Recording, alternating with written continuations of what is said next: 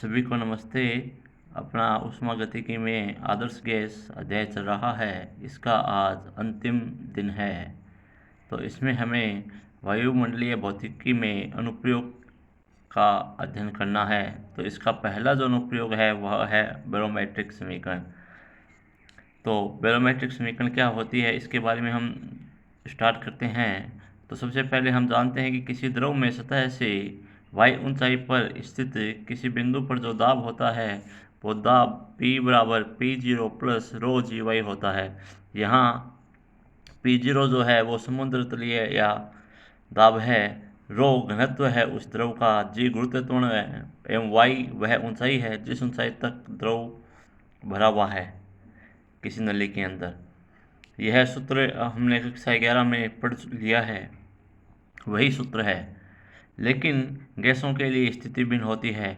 वायुमंडल में जैसे जैसे अभिष्ट ऊंचाई बढ़ती है वायु के दाब में परिवर्तन होता है एवं एक ऊंचाई पर यह मान लगभग शून्य हो जाता है, क्योंकि ऊंचाई पर वायु का जो घनत्व है वह अत्यधिक रूप से घटता रहता है। अतः समीकरण एक को y के फलन के रूप में अवकलित करते हैं तो इसका अवकलन करने पर p का अवकलन हो जाएगा dp बटा dy, p0 कॉन्स्टेंट है इसलिए 0 माइनस रो जी।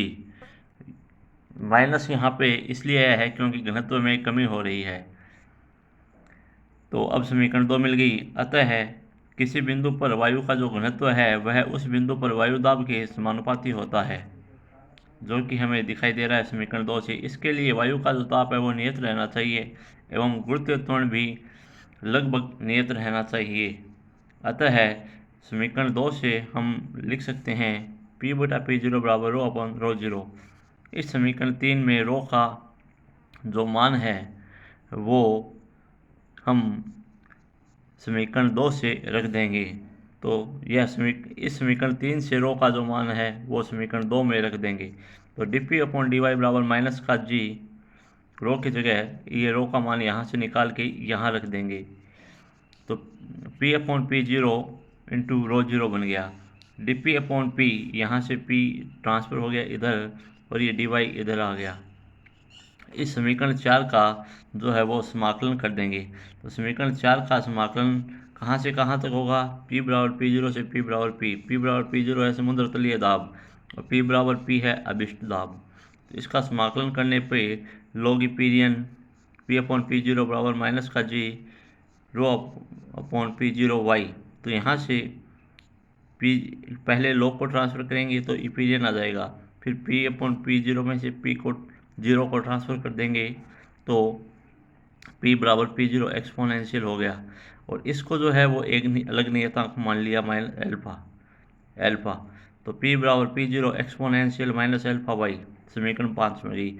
यह समीकरण 5 जो है वो बैरोमेट्रिक समीकरण कहलाती है एवं गैस के द्रव्यमान व ताप के फलन के रूप में यह समीकरण प्राप्त कर सकते हैं।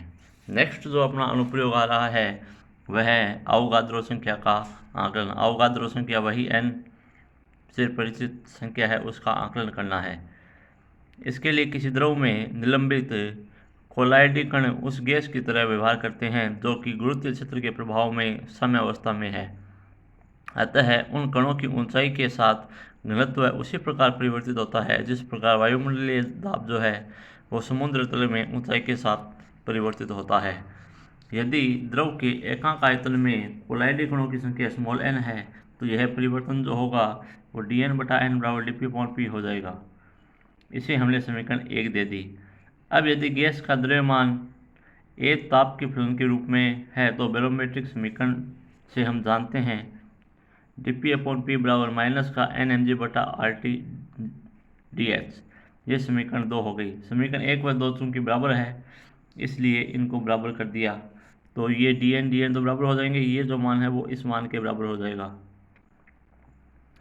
ये दो बराबर हैं और ये dn जो है वो इसके बराबर आ गया।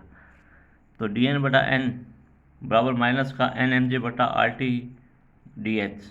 इसका समाकलन कर दिया h बराबर 0 पर n बराबर n0 व h बराबर h पर n बराबर n। इसका समाकलन कर देंगे तो वो ही इसका समाकलन जो है वो log हो गया। यहाँ n तो बाहर आ गया, n mg बटा RT h dh का h हो गया 0 से h। लोग इधर आ गया इक्वेशन में, n आ गया n0, एक्सपोनेंशियल बन गया, समीकरण 4 मिल गई। अब इसमें उत्प्लावन बल की स्थिति में जो प्रभावित द्रव्यमान होगा वो v rho minus rho dash होगा। उत्प्लावन बल किसी द्रव में गैस की स्थिति में लगता है। अतः समीकरण 4 जो है उसमें द्रव्यमान m का जो प्रभावी मान होगा वो m इफेक्टिव ये आ जाएगा v rho minus rho zero. और इसको पूर्णतः हल करेंगे तो n का जो मान है वो हमें इस प्रकार प्राप्त हो जाएगा। समीकरण 6 जो है उसमें विभिन्न मान रखने पर अवोगाद्रो संख्या का जो मान है वो n बराबर 6.8 गुणा 10⁻23 प्रति मोल प्राप्त होता है। धन्यवाद। इस प्रकार अपना आदर्श गैस समीकरण जो है वो आज समाप्त हुई। कल अपन आदर्श वास्तविक गैस पढ़ेंगे।